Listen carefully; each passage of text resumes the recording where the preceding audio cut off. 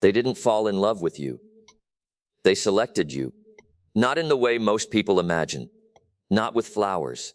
Not with compliments. Not even with attraction. They watched. They measured. They compared.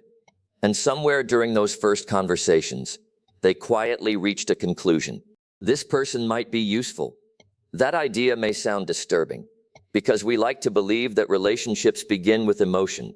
But when researchers study individuals with strong narcissistic traits, a different pattern appears. The relationship doesn't begin with affection. It begins with assessment. Most people imagine manipulation starts months later. The lies, the control, the isolation. But by then, according to psychologists who study manipulative interpersonal behavior, the important decision had already been made, before the conversation was even over. Here is the first myth we need to destroy. Individuals with strong narcissistic traits are not searching for intimacy the way emotionally secure people do. Very often, they are searching for something else entirely. Validation, admiration, attention, control. Psychologists call it narcissistic supply. Supply isn't love. It is psychological fuel.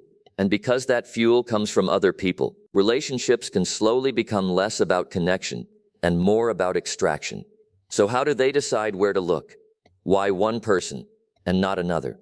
The answer isn't random, and it isn't about weakness. Research on manipulative personality patterns points to 4 specific profiles, targeted almost systematically. None of them are what most people expect. The first, visible empathy. Imagine 2 strangers. One notices the waiter made a mistake. They shrug and move on. The other immediately worries the waiter might lose their job. That response reveals something important, not weakness. Sensitivity.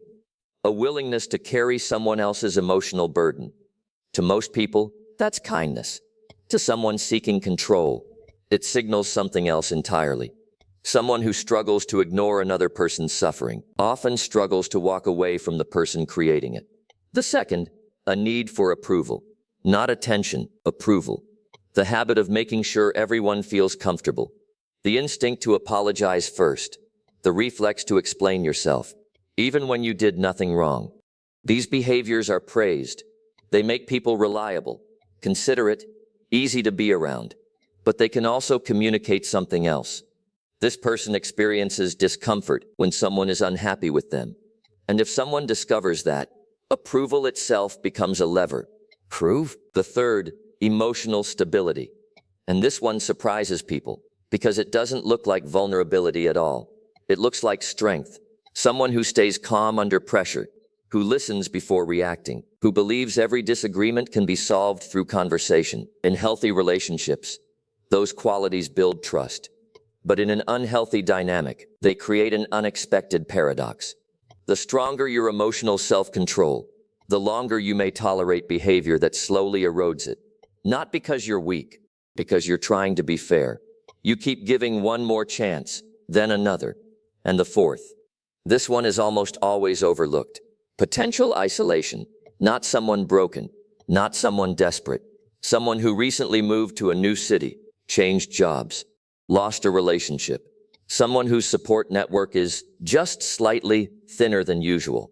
Imagine 2 people, both equally kind, equally intelligent, equally empathetic. One has several close friends who ask difficult questions. The other handles everything alone. If someone wanted to avoid being questioned, which situation feels safer? Look at those 4 profiles. Empathetic, conscientious, emotionally strong, temporarily alone. That is not a list of weaknesses.